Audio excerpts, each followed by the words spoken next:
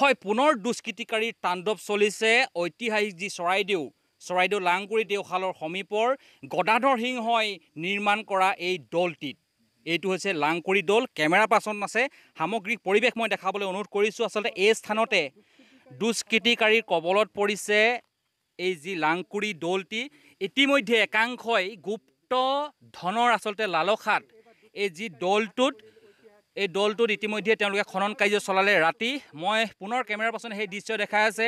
বৰ্তমানৰ সময়লৈকে যেন পুৰাতত্ব নামৰ এটা বিভাগ আছে, এই বিভাগটো গভীৰ কুম্ভকৰ্ণ নিদ্ৰাত থকা যেন এই মুহূৰ্তত অনুভৱ হৈছে।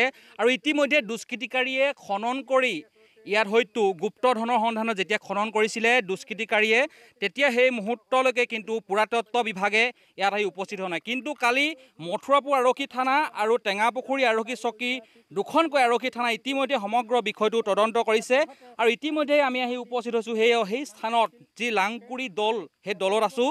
এই মুহূৰ্তত বীৰ লাচিত সেনাৰ বিষয়ববীয়া আছে, মই কিছু কথা মই জানিবলৈ চেষ্টা কৰিম। কি ক'ব? আপোনালোকে প্ৰথম কথা সংবাদ মাধ্যমক ধন্যবাদ জ্ঞাপন কৰিছোঁ, যিহেতু আপোনালোকৰ থ্ৰুৱেদি এই গোটেই কথাটো গম পালোঁ, আমি জ্ঞাত হ'লোঁ। কথাটো হ'ল এটা পুৰাতত্ব বিভাগৰ অসম চৰকাৰৰ ব্যাগুম বিভাগ থকাৰ পিছতো আপোনালোকে আজি দেখিছে যে যিটো অৱস্থাত মানে আপোনাৰ এই পৰিসৰটো পৰি আছে, মানে দুষ্কৃতিকাৰীয়ে ধনৰ সন্ধানত হওক, ধন সোণৰ সন্ধানত হওক, যিবিলাক কৰ্মকাণ্ড কৰি আছে, আমি অনতিপলমে প্ৰশাসনে এটা সুব্যৱস্থা লওক তাৰ কামনা কৰিছোঁ। আৰু যদি তেওঁলোকে কৰিব নোৱাৰে, কাৰণ এইবোৰ বস্তু প্ৰথমবাৰ নহয়, যোৱা বছৰো হৈ আহিছে, অনাগত দিনতো হোৱাৰ সম্ভাৱনা আছে। যদি তেওঁলোকে নোৱাৰে, আমি বীৰ লাচিত থানা অসমৰ তৰফৰ পৰা আমাৰ সৈনিকসকলে ইয়াত নিৰাপত্তা ব্যৱস্থা কৰিম বুলি আমি প্ৰতিজ্ঞাবদ্ধ হৈছোঁ। কাৰণ আমাৰ আজুদতি ককাহঁতে কৰি থৈ যোৱা যিবিলাক সম্পত্তি আমাৰ কাৰণে গঢ় দি গৈছে, আমি এইখিনি জহি খহি যাবলৈ দিব নোৱাৰোঁ। আৰু তেওঁলোকক কুঠাৰঘাত, চুৰি ডকাইতিৰ দৰে এই অপকৰ্মবিলাক আমাৰ আজু ককাহঁতে কৰি যোৱা সম্পত্তিবিলাকত আমি এইবোৰ সহ্য কৰিব নোৱাৰোঁ। কিন্তু প্ৰশ্ন উঠিছে, এয়া নতুন নহয়, আগতেও চৰাইদেউ মৈদামত দুষ্কৃতিকাৰীয়ে গুপ্ত ধনৰ সন্ধানত এনেধৰণে এটা গাঁত খন্দাৰ দৃশ্য দেখা গৈছিলে। পুনৰ এনে এক অনুৰূপ ঘটনা সংঘটিত হৈছে, কি ক'ব? নহয়, সেইটোৱে কৈছোঁ, এইটো আগতেও হৈ গৈছে, এতিয়াও হৈ আছে।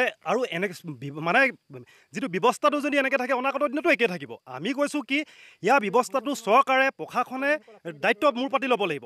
কাৰণ এতিয়া যদি এইটো অৱস্থাত থাকে, যদি প্ৰশাসনে দায়িত্ব ল'বই নিবিচাৰে, তেনেহ'লেতো চুৰ অনাগত দিনতো হৈ থাকিব। আমাৰ দাবী হৈছে কি, বস্তুবিলাক যিহেতু এইটো চৰাইদেউ এখন ঐতিহাসিক স্থান, 600 বছৰ আহোম ৰাজত্ব গৌৰৱোজ্জ্বল স্থান, ইয়াত যদি সুৰক্ষা দিব নোৱাৰে, সাধাৰণ নাগৰিকক কি সুৰক্ষা দিব? আমি সেইকাৰণে কৈছোঁ যে যিকোনো প্ৰকাৰে চৰাইদেউৰ মৈদামসমূহ সুৰক্ষা দিয়াৰ ব্যৱস্থা কৰক। আৰু পুৰাতত্ব বিভাগৰ যিটো ব্যাগুম বিভাগ আছে, তেওঁলোকে কুম্ভকৰ্ণৰ নিদ্ৰাৰ পৰা জাগিব লাগে আৰু এই কামখিনি অনতিপলমে এই নিৰাপত্তা ব্যৱস্থাটো কৰি আৰু স্থানীয় ৰাইজৰ সহযোগত ইয়াৰ সম্পূৰ্ণ গোটেই ছিষ্টেমটো মানে ঠিক কৰিব লাগে। আমি এইটোৱে ক'ব বিচাৰিছোঁ।